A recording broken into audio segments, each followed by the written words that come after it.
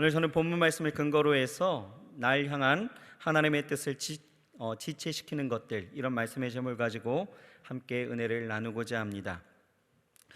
오늘 본문을 보게 되어지면 하나님께서는 이스라엘 백성들이 애굽에서 당하는 그 고통을 보셨습니다. 그런 이스라엘을 애굽에서 떠나 이미 430년 전 아브라함과 약속했던 젖과 꿀이 흐르는 가나안으로 인도하실 계획을 말씀해 주십니다. 처음 야곱의 그 가족들이 이주하면서 시작된 이 애굽 생활은 요셉의 그 영향력으로 굉장히 평탄했죠. 아니요, 굉장히 대접받는 그러한 세월을 보내게 되어집니다. 그런데 세월이 지나서 애굽의 정치 판도가 이방인이 세운 그 힉소스 왕조에서 애굽인이었던 아모스의 왕조로 바뀌게 되어지면서 요셉을 모르는 그 왕이 일어나게 되어지고 전 정권의 모든 것을 부인했던 이 아모스의 왕조는 기하급수적으로 번성하는 히브리 민족을 견제하면서 그들을 노예로 삼아 온갖 노역에 동참하게 되어졌고 그들의 그 고통스러운 고난의 세월을 보내게 되었던 것들을 보게 되어지죠. 그렇게 430년간의 노예 생활을 해왔던 그들은 하나님으로부터 잊혀졌고 또 버려진 것 같은, 이제 아무 소망 없는 것 같은 세월을 보내지만, 아니요, 하나님은요 저들에 대해서 완전한 축복의 프로젝트를 세워서 뜻하신 대로, 그리고 계획하신 대로 약속의 땅 가나안, 젖과 꿀이 흐르는 가나안을 향해서 나아가게 하십니다. 이렇듯 여러분, 하나님은요 여러분들의 인생 속에서도 가나안을 약속하시고 계획해 주셨다라는 거예요. 우리를 향한 하나님의 뜻 가운데 있는 가나안은 바로 무엇일까? 그것은 바로 천국이죠. 우리를 십자가의 대속의 그 은혜로 구원하시고 또 보혈의 공로로 영원한 생명과 안식처로 인도하시는 그 계획, 그것이 우리를 향한 하나님의 뜻이요 계획이다라는 것입니다. 또 우리의 삶 속에서도요 주께서 주시는 그 평안과 그 기쁨, 그리고 축복된 삶을 통해서 하나님과 친밀함을 누리고 그 속에서 온전한 하나님의 영광을 우리가 하나님 앞에 돌리면서 그 영광을 하나님이 받으시는, 그 받고자 하시는 이것들이 바로 우리를 향한 하나님의 뜻이요 계획인 것입니다. 우리 저희 옆 사람에게 인사하겠습니다. 하나님은 당신을 향한 계획을 갖고 있습니다 라고 인사하겠습니다. 여러분, 그렇게 인정하시나요? 날 향한 하나님의 계획과 뜻이 분명히 있다라는 것입니다. 여러분, 여러분들에게 있어서 성공은 무엇입니까? 여러분들에게 있어서 성공의 기준은 어디에 두고 있습니까? 어떤 사람은 이런 질문을 던졌더니 돈을 많이 버는 것, 어떤 사람들은 좋은 사람과 결혼해서 행복하게 사는 것, 어떤 사람은 내가 하고 싶은 것들을 마음대로 하면서 마음껏 누리면서 사는 것, 이렇게 대답을 하던데요. 그런데 진짜 우리가 생각할 때에 인생의 성공은 그런 것이 아니다라는 거예요. 진짜 인생의 성공은 바로 무엇이냐? 날 향한 하나님의 그 계획을 이루어가는 것이 진짜 성공이다라는 거예요. 왜 그렇습니까? 우리는 하나님의 피조물이기 때문에 그래요. 하나님이 사람이 어떤 것을 만들 때에 그것만의 그 의미와 목적을 갖고 만드는 것처럼 하나님이 사람을 만드실 때에도 우리 각자의 그 인생을 조성하실 때에도 그만의 그 계획과 또 뜻을 가지고 만드셨다라는 것입니다. 그러니 누구 하나라도 계획 없는, 목적 없는 인생은 없다라는 것이에요.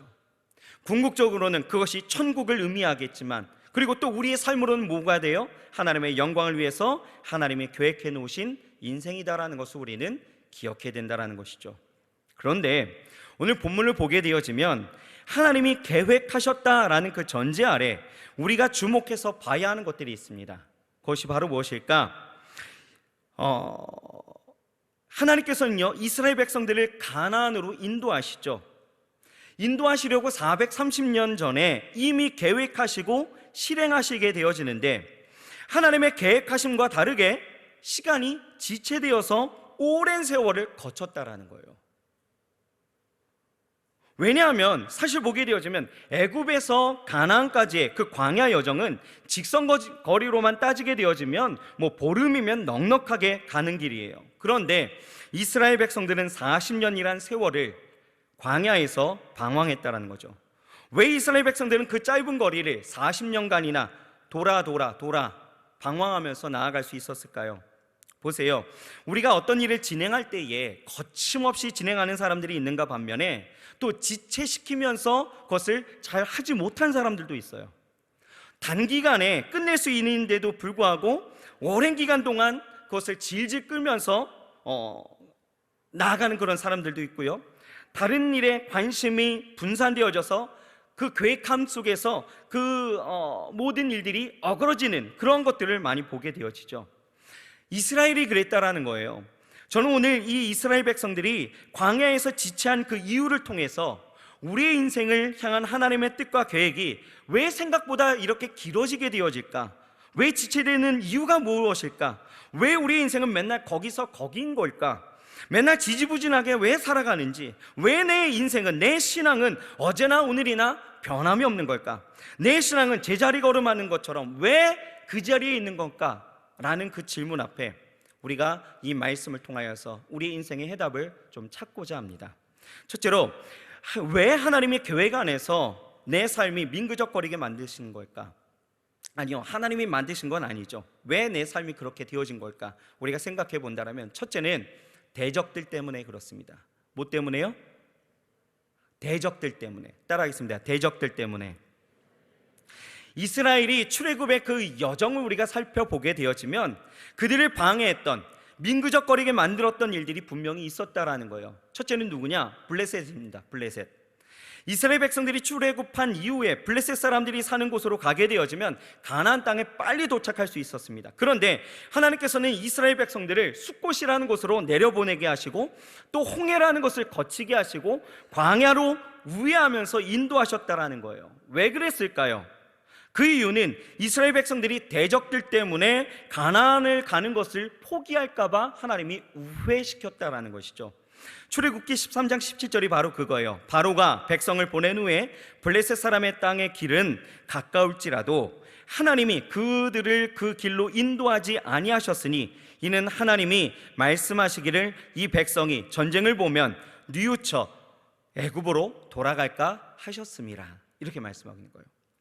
전쟁을 만나면, 지금 이스라엘 백성들은 430년간 뭐 했어요? 노예 생활했던 사람들이에요. 그런데 그들이 전쟁을 만나게 되어진다면 전쟁에 익숙치 않았던 용사도 아니었고 전사도 아니었기 때문에 저들은 뭐예요? 다시 애굽으로 돌아갈까 봐 하나님은 그 뜻이 있어서 돌아가게 하셨죠. 만약에 블레셋이라는 그 대적이 없었다면 이스라엘 백성들은요, 애굽에서 가나안 땅까지 직선으로 보름이면 충분히 닿을 만한 그곳에 마치 고속도로를 타고 올라가듯 아마 도착했을 거예요. 하지만 대적 이 블레셋 때문에 가나안에 들어가는 시간이 지체되었다라는 것이죠. 또 두 번째는요, 아말렉입니다. 아말렉. 출애굽기 17장에 보게 되어지면 이스라엘이 아말렉을 만나게 되어지는데요, 아말렉인들은요, 이스라엘 백성 중에서 목이 말라 르비딤에 진치고 있었던 이스라엘 백성들을 이제 뒤에서 치기 시작합니다.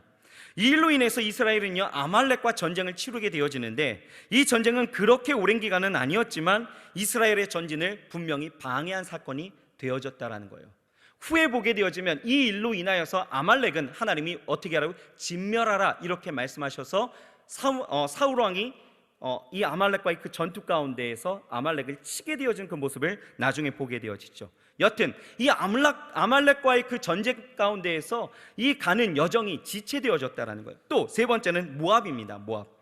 이스라엘이 가는 길에 그 지체시킨 중요한 대적 중에 하나가 모압인데요, 이 모압의 발락 왕은 바로 그랬습니다. 발락은 이스라엘을 저주하기 위해서, 왜냐하면 이스라엘은 한 민족이었어요. 그 민족이 우르르르르르 올라오게 되어지면은 이 모압이란 그 땅이 이스라엘이 가는 그 여정 가운데 있었기 때문에 그 땅을 삼킬 것 같은 그 위기와 어려움에 봉착하게 되어지죠. 그 위기 앞에서 발락은 어떻게 하느냐, 이 이스라엘을 좀 저주하라고 이 발람이라는 선지자를 부르게 되어지는 거예요. 그런데 이 발람 선지자가요, 많은 재물을 주면서 이스라엘을 저주하라고 시켰는데 어떻게 해요? 하나님을 두려워하면서 이스라엘 백성들을 저주한 것이 아니라 오히려 축복하게 되어집니다. 발람은 발락이 주는 재물을 포기할 수 없었어요. 그래서 발람이 어떻게 합니까? 이스라엘을 저주하지는 못했지만 이스라엘 백성들이 저주를 받아서 그들이 가는 길을 꼬이게 하는 그 방법을 발락에게 이야기를 해준 거예요. 그것이 바로 민수기 25장에 나오는 그 내용인데요. 이스라엘 백성들이 시딤에 머물고 있을 때에 이 발락이 어떤 꾀를 꾀하게 되어지느냐, 이스라엘의 남자들에게 모압 여자들을 보내게 되어집니다. 그것으로 음행을 저지르게 만드는 거예요. 모압의 여자들에게 넘어간 이스라엘 이 남자들은요, 모압의 그 우상 숭배에 빠지게 되어지죠. 그들은 거기서 먹고 모압의 신들에게 절하면서 우상 숭배에 절을 하게 되어진 거예요. 죄를 범하게 되어지죠.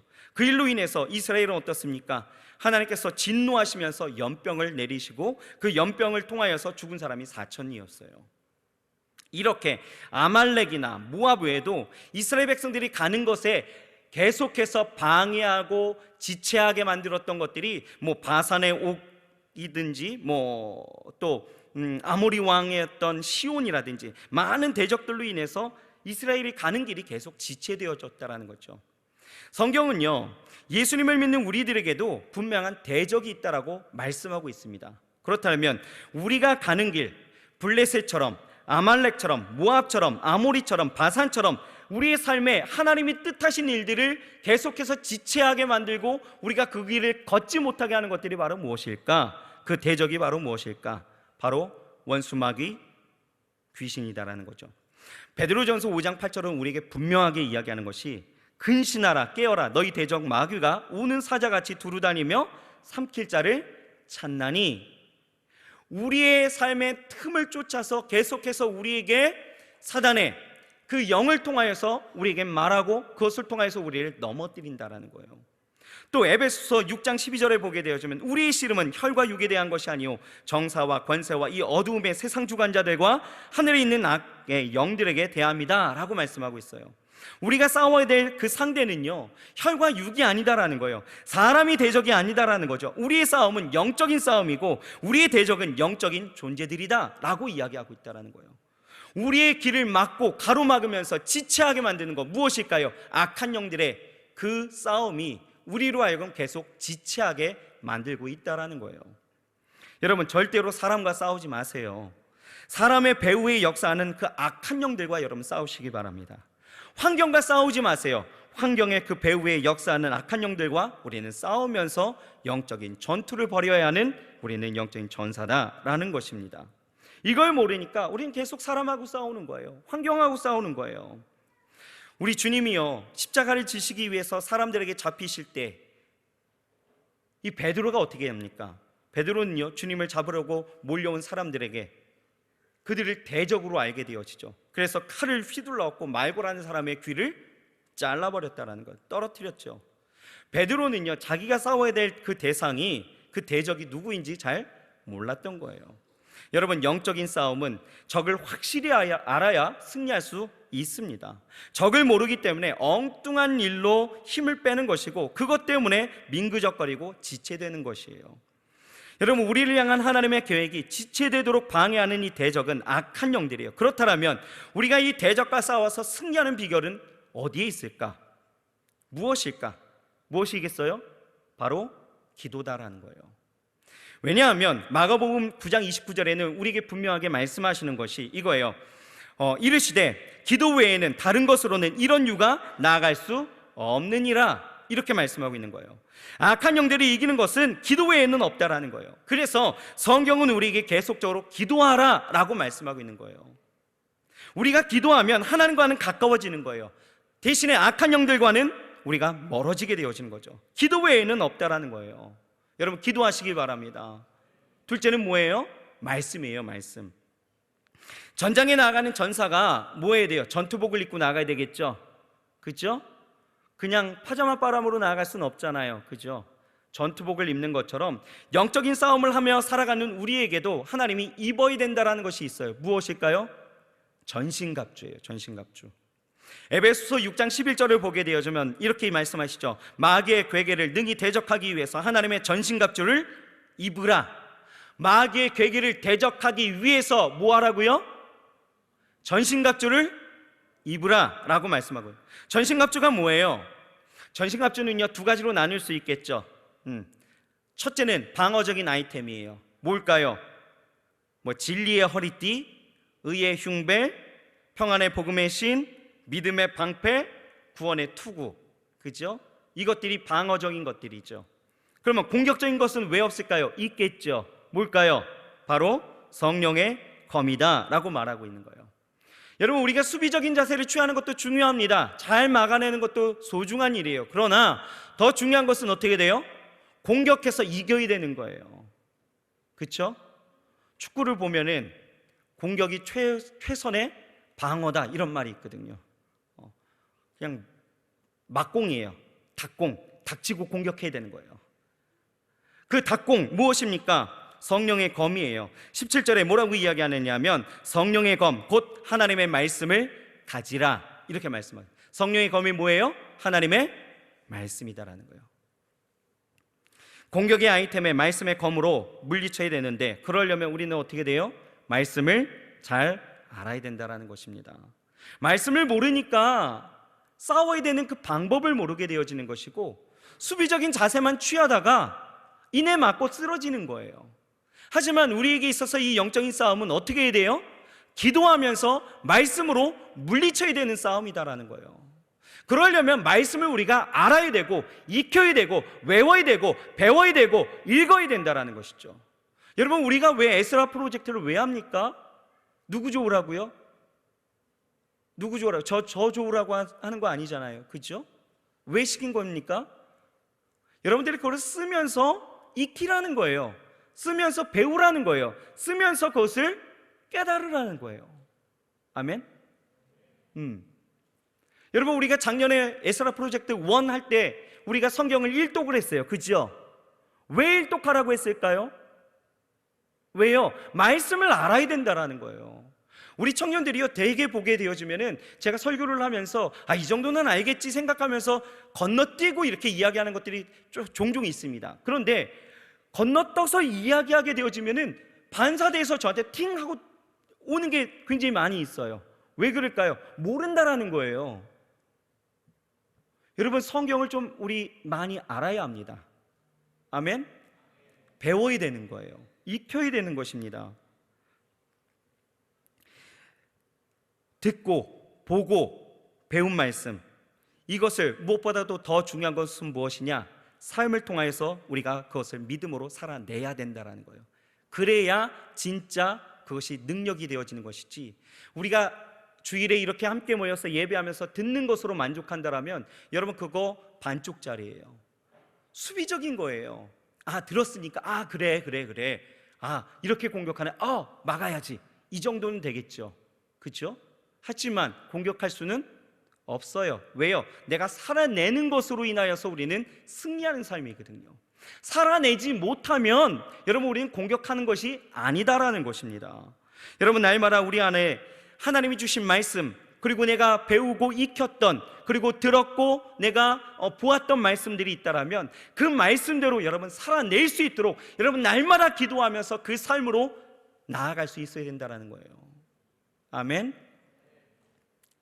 이것이 영적 전쟁의 승리고, 날 향한 그 하나님의 뜻을 지체하지 않고 다이렉트로 가게 하는 하나님의 거룩한 은혜가 되는 줄 믿습니다. 둘째로, 여러분, 왜 우리가 이렇게 지체하게 되어지느냐? 불신앙 때문에 그렇다는 거예요. 불신앙. 일본에 우찌무라 간조라는 그 신학자가 있는데요, 그 우찌무라 간조가 쓴 그 책을 보게 되어지면 이런 말이 있더라고요. 하나님에게 저주가 있다면 그것은 질병도 실패도 배신당하는 것도 아니다. 만일 저주가 있다면 세 가지다. 첫째, 하나님이 믿어지지 않는 것이다. 둘째, 하나님의 음성이 들리지 않는 것이다. 셋째, 감사하는 마음이 없는 것이다. 이렇게 이야기를 합니다. 그 중에 첫째가 뭐였어요? 믿어지지 않는 것이다. 아무리 말하고 아무리 선포되어지고 아무리 고백되어져도 믿어지지 않는 것, 이게 저주라는 거예요. 여러분, 우리의 인생을 향한 하나님의 계획이 지체되는 이유 중에 하나가 믿어지지 않는 거예요. 불신앙 때문입니다. 이스라엘 백성들은 광야 생활 40년 동안 계속해서 이 불신앙의 그 반응을 보이게 되어지는데, 대표적인 사건이 뭡니까? 민수기 13장과 14장에 나오는 가나안 땅 그 정탐과 정탐 보고, 그리고 그에 대한 이스라엘 백성들의 불신적인 반응이었다라는 거예요. 보십시오. 하나님께서 모세에게 이스라엘 12지파 중에서 한 사람씩 가나안에 정탐을 보내라고 말씀하시죠. 그래서 12명의 정탐꾼들이 40일간 가나안 땅을 정탐하게 되어집니다. 그리고 돌아와서 보고를 하게 되어지죠. 그런데 12명의 정탐의 그 보고가 각각 다른 거예요. 서로 다른 보고가 이루어집니다. 10명의 정탐꾼들이 뭐라고 이야기합니까? 부정적이고 아주 불신앙적인 보고였죠. 뭐라고 합니까? 가나안 땅에 들어가 보니까 과연 젖과 꿀이 흐르는 땅은 맞습니다. 하지만 그 족속들은, 가나안 족속들은 강하고 장대해서 우리는 그들 앞에서 메뚜기와 같습니다. 우리는 도저히 들어갈 수 없다라고 고백하죠. 하지만 여호수아와 갈렙은 뭐라고 이야기합니까? 믿음의 보고를 하죠. 무슨 소리냐? 두려워하지 말라. 그들은 우리의 밥이다. 그들의 보호자는 그들에게서 떠났고 여호와는 우리와 함께 하시기 때문이다 라고 고백하는 거예요. 두 종류의 보고를 받은 이스라엘 백성들의 반응을 한번 보십시오. 어떻습니까? 불신앙적인 그 보고로 인하여서 마음이 흔들리고 삶이 흔들리고 그 모든 믿음이 흔들렸다라는 거예요. 그들은 소리 높여서 하나님 앞에 부르짖고 또 밤새도록 울면서 통곡하고, 그러다가 어떻게 합니까? 모세와 아론을 원망하고 차라리 애굽 땅에서 죽었거나 광야에서 죽었다라면 좋았을 것을 왜 우리를 이곳에 이끌고 왔느냐라고 원망하면서 그들을 어떻게 해요? 돌로 치려 했다라는 거예요. 여호수아와 갈렙 그리고 모세와 아론을 돌로 쳐 죽이려고 했다라는 것이죠. 그때 하나님의 영광이 회막에서 이스라엘 자손들에게 나타나게 되어지죠.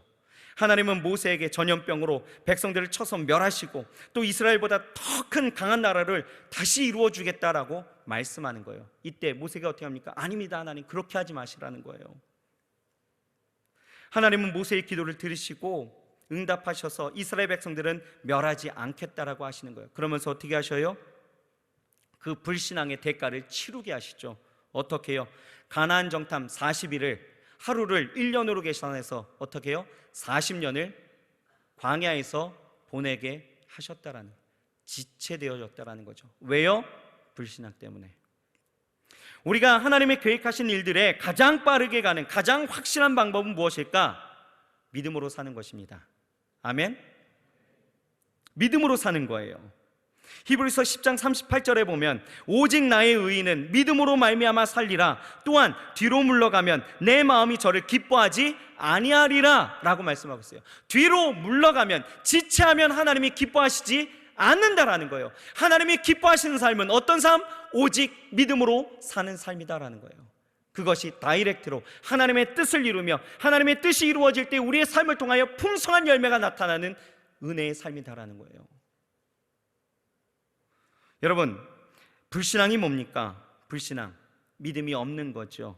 그런데 여러분, 불신앙은요, 믿음이 없는 것도 되지만 믿음이 부족한 것도 불신앙이에요.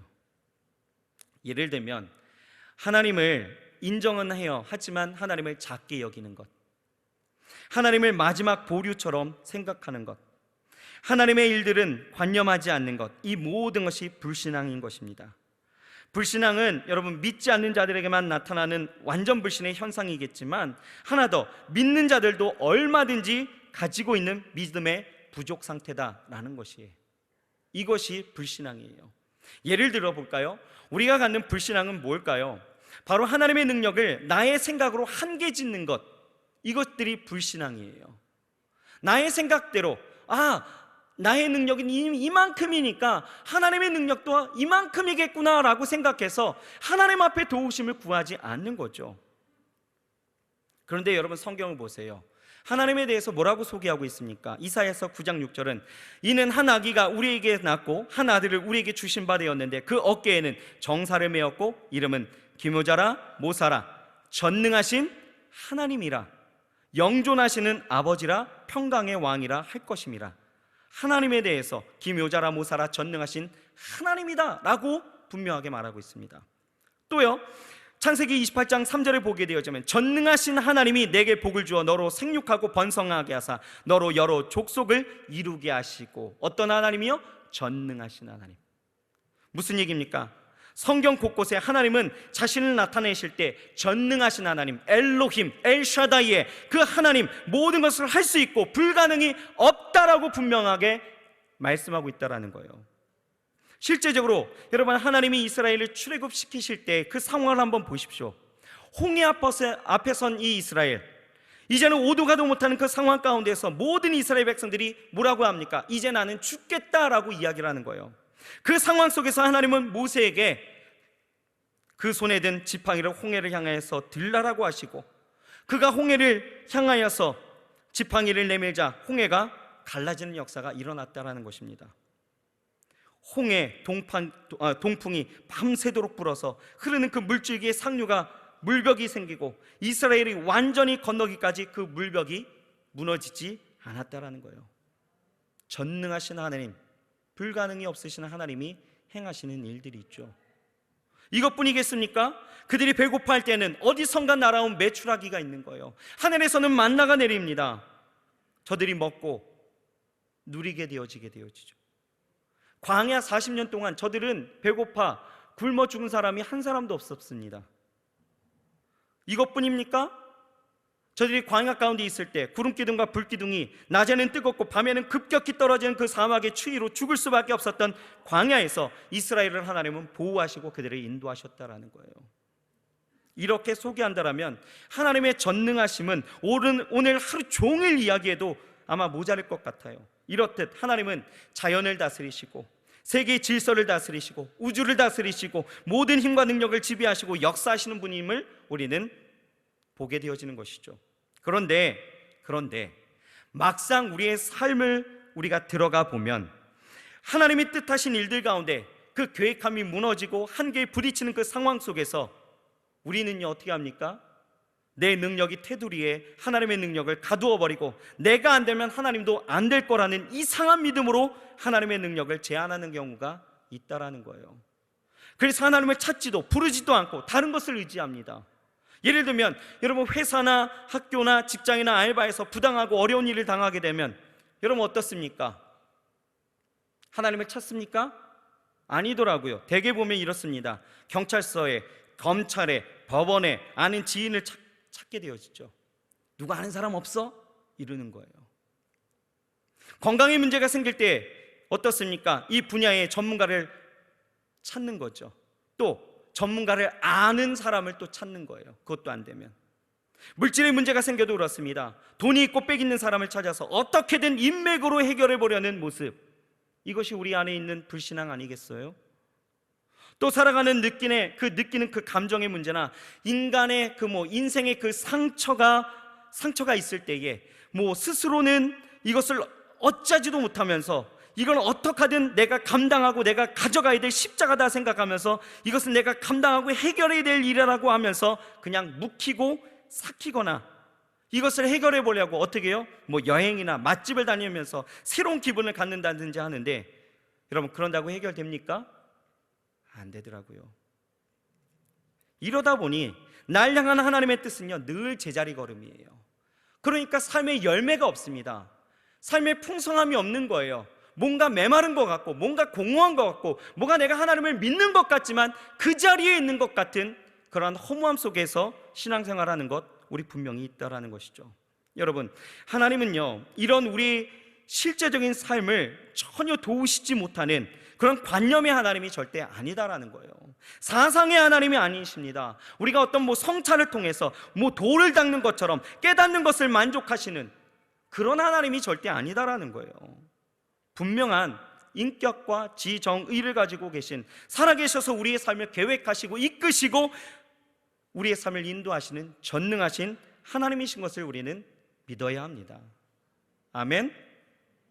오늘 우리는 내 삶에 있는, 내 안에 있는 그 불신앙의 요소들, 즉 하나님의 도우심을 구하지 않았던 교만의 불신앙, 내가 해볼 대로 다 해보다가 안 되면 그제서야 손들었던 차등의 하나님을 구했던 불신앙, 하나님을 관념의 하나님으로만 만들고 정작 내 삶의 실질적인 부분에 있어서는 그 능력을 한계 지웠던 그 불신앙, 이제는 버려야 될 줄 믿습니다.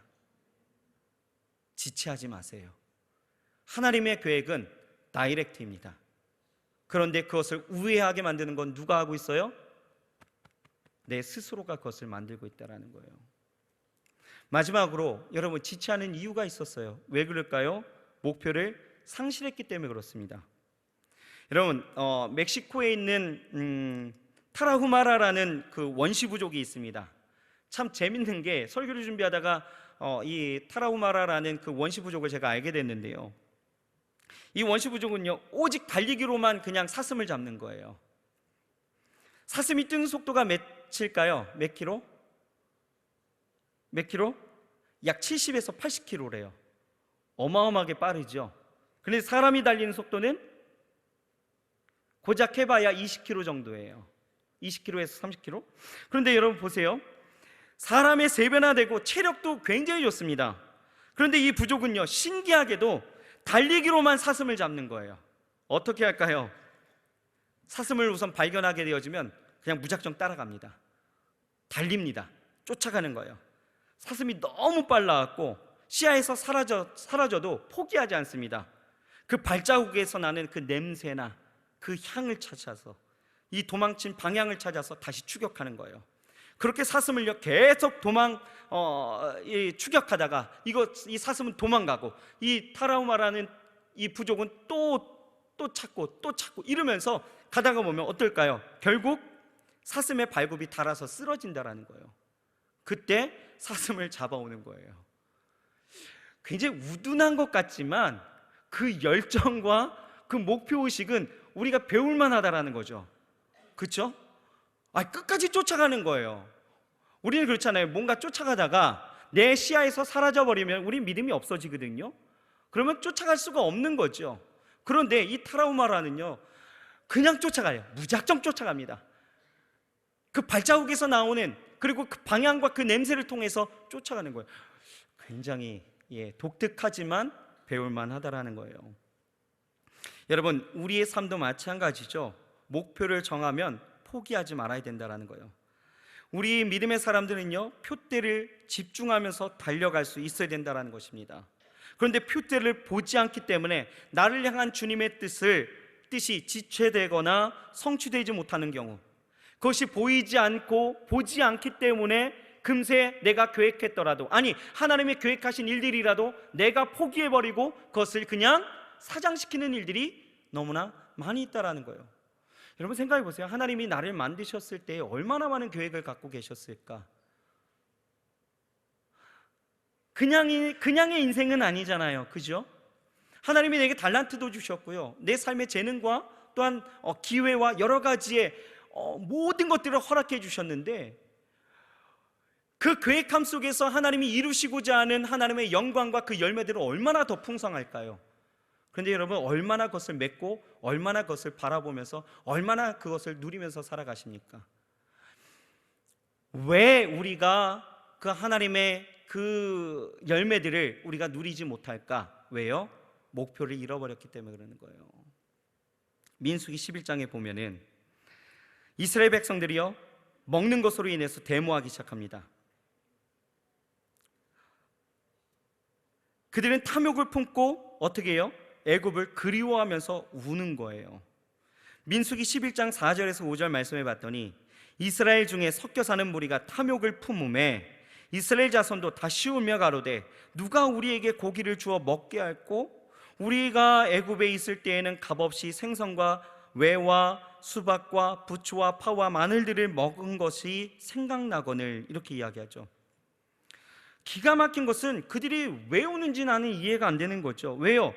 언제 종되었던 그 노예가 값없이 생선을 먹었고 값없이 고기를 먹었고 오이와 각종 야채를 그렇게 어떻게 배부르게 먹을 수 있었을까?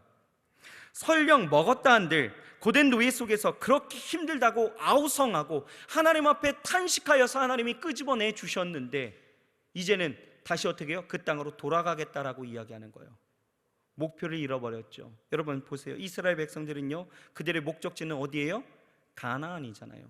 그런데 그들은 지금 뭐라고 이야기해요? 애굽을 그리워하고 무슨 일만 했으면은 애굽에 내가 다시 가려고 한다라고 이야기하면서 마치 하나님과 흥정하듯이 그렇게 이야기하는 모습들을 보게 되어지면서 우리는 실수를 금할 수 없다라는 것입니다. 그런데요, 그 실수가 사실은 우리에게 나타나는 현상이다라는 거예요. 왜냐하면 우리가 목적을 잃어버린 채 살아가는 것들이 너무나 많이 있다라는 것이죠. 여러분, 목표의식이 흔들린다라는 것, 이것은 하나님의 계획을 지체하게 하는 또 다른 굉장히 중요한 하나의 요소다라는 거예요. 그러므로 우리 안에는 분명한 목표의식을 갖고 있어야 될 줄 믿습니다. 그리스도인에게는 3대 목표가 있어야 되는 거예요. 첫째는 천국의 목표가 있어야 합니다. 아멘. 우리는 무슨 일이 있어도 어디 가야 돼요? 무슨 일이 있어도 어디 가야 돼요? 천국 가야 합니다. 이게 진짜 제일 중요한 목표예요. 그죠? 천국은요, 돈으로도 못 간다라고 아이들이 놀이하더라고요. 돈으로도 못 가요. 하나님 나라. 지식으로 못 가요. 하나님 나라. 근데 어떻게 가요? 거듭나면 가는 나라, 하나님 나라. 그죠? 믿음으로 가는 나라, 하나님 나라래요. 여러분, 천국은 믿음으로 가는 것이죠. 거듭난 사람들이 가는 나라입니다. 우리는 끝까지 이 땅 가운데 살아갈 때에 우리의 그 믿음이 하나님이 주신 그 구원의 그 축복을 잃어버리지 아니하도록 여러분 신앙 관리를 잘해야 된다는 거예요. 목표 의식을 갖고 여러분 주일 예배에 참석해야 되는 거예요. 목표 의식을 갖고 여러분 기도하는 자리로 나아가야 되는 거예요. 목표 의식을 갖고 여러분들이 신앙을 잘 관리할 수 있어야 된다는 거예요. 왜요? 우리의 목적은 어디예요? 천국이기 때문에. 둘째는요, 하나님이 주신 그리스도를 닮아가는 것이 우리의 목표가 되어야 합니다. 부모는 자녀가 정신적으로 그리고 육체적으로 건강하게 자라기를 원하는 것처럼 하나님은요, 우리의 믿음이 자라가기를 원하신다는 거예요. 하나님이 원하시는 목표는요, 그 믿음이 자라감에 있어서 자라난다라는 것은 뭐예요? 예수님을 닮아가는 삶이에요. 여러분, 우리는 믿음이 자라가야 합니다. 예수님을 닮아가는 삶을 우리는 날마다 살아갈 수 있어야 된다는 거예요. 여러분들에게 주어진 이제 우리 주일 예배를 마치면은 내일부터 시작될 세상 가운데에서의 하루하루를 여러분들이 바라본다라면 여러분들이 행해야 될 지향점, 목표가 있어요. 뭘까요? 예수님을 닮아가는 삶이에요. 직장에서도, 여러분들의 가정 가운데에서도, 여러분들이 거하는 모든 삶의 자리 가운데에서 예수 닮아가야 된다는 거예요. 그것이 우리의 믿음을 자라가게 하는 것이고, 그것이 결국은 우리를 하나님 안에서 하나님의 계획하심을 이루게 하는 하나님의 선한 뜻이다라는 것이죠. 닮아가시길 바랍니다. 아멘. 예수님처럼 생각하는 거예요. 예수님처럼 말하십시오. 예수님처럼 행동하십시오. 어떤 선택의 그 기로에 놓여져 있을 때에는 여러분 우왕좌왕하지 마세요. 예수님이라면 어떻게 선택하셨을까? 여러분 그렇게 기도하면 정답은 나오게 되어져 있어요. 또 마지막 셋째는요, 하나님이 주신 비전이 목표에 대해요. 우리는 하나님이 나를 통해서 이루시기 원하시는 꿈을 가져야 합니다. 그것을 다른 말로 하면 비전, 이렇게 이야기하죠. 내가 원하고 잘해서 탁월해서 선택하지만 그것이 내 삶의 안위와 욕심으로 채워지기 위한 것이라면 여러분 그것은 비전이 되어지지 못하는 것입니다. 하나님의 영광을 위해서 이루어야 될 것, 이것이 우리는 비전, 이렇게 이야기하는 것이죠. 우리는 그 비전을 따라서 나아가야 된다는 거예요. 여러분 왜 좋은 대학을 갈까요? 왜 좋은 직장에 들어가야 됩니까? 왜 돈을 벌어야 됩니까? 왜 살아가야 되는지에 대한 분명한 여러분 비전을 가지게 되어지면 여러분 우리의 인생 가운데에서 무엇보다도 하나님이 그 모든 이루시고자 하는 일들을 분명히 우리는 발견할 수 있고 그 길을 갈 수 있다는 거예요. 그러므로 여러분들이 비전하면은 이거에 대해서 좀 헷갈려하는 분들이 참 많이 있는데요. 어떤 지체들이 목사님한테 그런 질문을 하더라고요. 목사님, 비전하면은 내가 꼭 하나님이 원하시는 걸 해야 됩니까? 하나님이 원하시는 게 뭔지 저는 안 들렸고 모르겠습니다. 이렇게 이야기하는 지체들이 꽤나 많이 있더라고요. 그런데 여러분들이 행해야 되는 일들, 하나님이 주신 여러분들의 삶의 자리에서 지금 거하는 그 처소 가운데에서 내가 하나님의 영광을 위해서 내가 어떻게 살아갈까를 고민하면 그것이 비전이 될 수 있는 거예요. 우리의 그 수고를 통해서 하나님이 원하시는 그 삶을 살아가는 것, 하나님은 그 모든 것을 통해서 하나님의 뜻을 이루시길 원하시는 거예요. 그러므로 여러분 이것에 우리가 목표를 두고 살아가게 되어진다면 뭔가 다른 또 하나님이 주시는 은혜와 사랑을 우리가 거하게 되어지고 그 속에서 우리가 또한 하나님이 우리에게 허락하신 그 삶의 열매들을 마음껏 누리면서 살아가게 되어질 줄 믿습니다. 정리합시다. 여러분, 하나님이 우리에게 주시는 삶은 분명한 계획을 갖고 있다는 것 여러분 믿으십니까? 아멘. 왜 지체될까? 왜? 영적인 싸움에서 졌기 때문에요. 대적들이 있기 때문에. 그죠? 우리가 물리쳐야 될 대적은 분명히 있다라는 거예요. 또 왜요? 불신앙 때문에 그런 거예요. 그죠? 그리고 마지막은 왜 그랬습니까? 목표를 잃어버렸기 때문에. 여러분, 오늘 이 시간에 이것들을 회복하면서 정말 2020년도 하나님이 여러분들을 향하여서 계획하신 것들을 하나하나 이루어가면서 매일의 삶이 하나님의 그 계획하심을 이루면서 나타나는 그 열매로 가득하여 여러분들의 인생을 여러분들이 바라보았을 때 정말 기쁨과 즐거움으로 내 인생을 기대하면서 나아갈 수 있는 그런 축복의 나날들이 되시길 주의 이름으로 축원합니다. 아멘. 따라하겠습니다. 내 삶은 하나님의 계획으로 충만합니다. 나는 그 계획하심을 온전히 이루겠습니다. 그렇게 하시겠습니까? 아멘. 2020년도 여러분 정말 멋지게 살아가시길 주의 이름으로 축복합니다. 기도하겠습니다. 하나님 감사합니다. 우리의 삶을 통해 하나님의 계획하심과 그 뜻을 이루길 소망합니다. 하지만 내 안에 대적을 이기지 못하고 불신앙 가운데 살며 내 삶의 목표를 잃어버려 하나님이 행하시려 하는 모든 일을 지체하고 멈추게 했던 것들 우리는 생각해 보았습니다. 하나님, 오늘 우리 안에 대적을 물리쳐 주시옵시고 온전한 믿음으로 살아가게도 하여 주옵시며 표대를 향하여 다름질할 수 있는 우리 모두가 되게 하셔서 하나님이 계획하신 2020년도에 놀라운 일들이 우리 가운데 이루어지게 하시고 지체되어지거나 오랜 시간 방황하지 아니하도록 날마다 우리와 함께하여 주시옵소서.